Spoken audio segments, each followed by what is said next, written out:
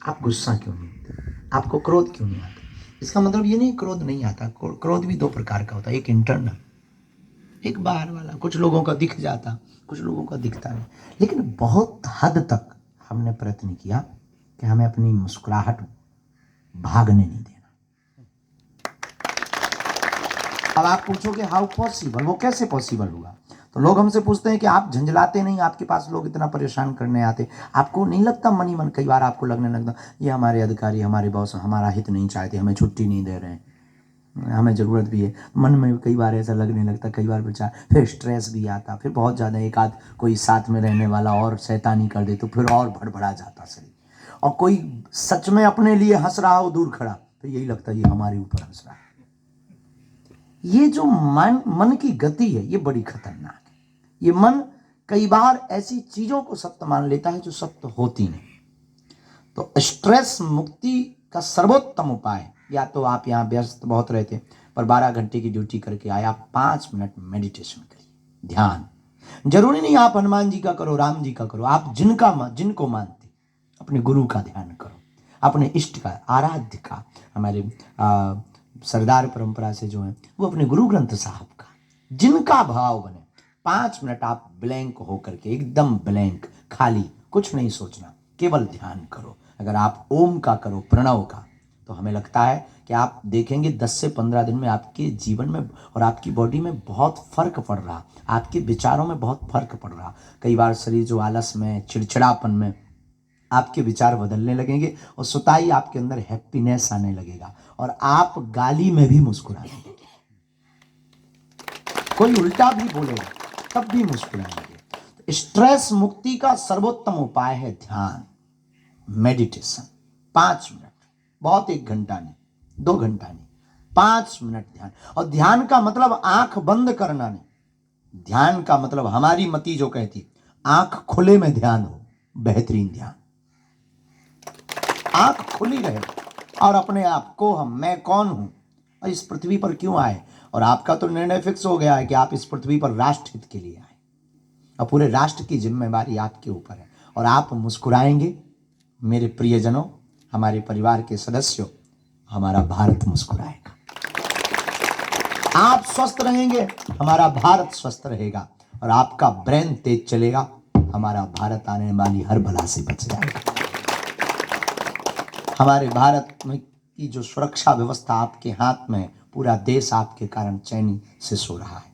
लेकिन आपका मुस्कुराते हुए रहना बहुत जरूरी। और हमने तो प्रण लिया है कि हम, अभी आपको बता भी रहे थे कैंप में जहाँ बैठे चाय पी रहे थे, हम प्रार्थना कर रहे थे कि एक बार हमारे साथ ऐसी घटना घटी तो हमारे जीवन में वो क्रांति हुई।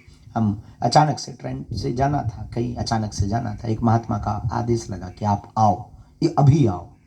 हम किसी शहर में कथा कर रहे थे, वहाँ से हमने रेलगाड़ी पकड़ी, रेलगाड़ी पर बैठे तो कुछ कोटा ऐसे होते हैं जो तुरंत टिकट मिल जाते हैं, पर उस दिन किस्मत की बात कि हमको नहीं मिली। और यही कोई 1.5-2 साल पुरानी बात, और आज तक ऐसा हुआ नहीं, पर नहीं मिली टिकट तो नहीं मिली। पर एक ट्रेन आ रही थी जो दिल्ली जा रही थी, हम बैठ गए। लेकिन विचित्र बात हमने अपनी आंखों से देखी, अधिकारी भी हमारे साथ में, सुरक्षा के अधिकारी भी थे, सब बैठे। लेकिन जैसे ही डब्बा के लोगों को पता लगा कि बागेश्वर महाराज आए, आधा डब्बा खाली हो गया, सबने सीट दे दी। हमें खुशी हुई, अच्छा है, संतों का सम्मान किया, हमने धन्यवाद दिया, हमने सबको कहा आप लोग बैठो, हमको केवल एक सीट बैठने की चाहिए, किसी के भी साथ हम शेयर करें। लोग बोले नहीं नहीं नहीं, कुछ लोग नीचे बैठ गए, छोड़ दी, बैठे सब। लेकिन तब तक हम जब बाथरूम तरफ गए तो जो हमारे भीतर क्रांति घटी, वहां पर 2 राष्ट्र की सेवा करने वाले बीएसएफ के जवान बाथरूम के पास अखबार बिछाकर बैठे थे। तब हमारे मन को बहुत पीड़ा हुई कि यह देश कितना विचित्र है।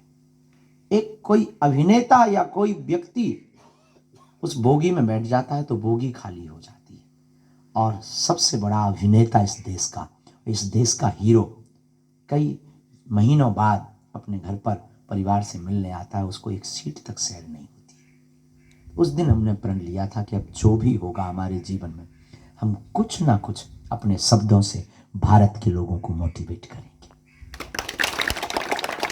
और हम आपसे प्रार्थना करना चाहेंगे, आप सबसे, कि आप मुस्कुराओ, मुस्कुराना ही जीवन। भगवान, अच्छा, आप पुराना जमाना आपको याद होगा, फोटो वाला कैमरा चलता था। अब आजकल तो सेल्फी चल गई, मुंह टेढ़ा करें जैसे लकवा लग गया हो, फोटो खींच रही। पुराने ज़माने में कैमरा का ज़माना होता था, तो हमने कैमरे के ज़माने में एक अच्छी चीज़, बहुत ऑब्जर्व वाले आदमी हैं, हमने ऑब्जर्व किया, जब किसी की शादी होनी होती तो एक दिन पहले कैमरा वालों को बताना पड़ता था, देख भाई शादी के लिए लड़की वालों को फ़ोटो भेजनी है, कल टाइम पे आ जाना। फिर दिन भर कैमरे वाले का इंतज़ार करते, 3-4 बार पाउडर लगा कर, थोड़ा बाल बाल ठीक करके, लड़की को थोड़ा गोरा बदन जाना चाहिए।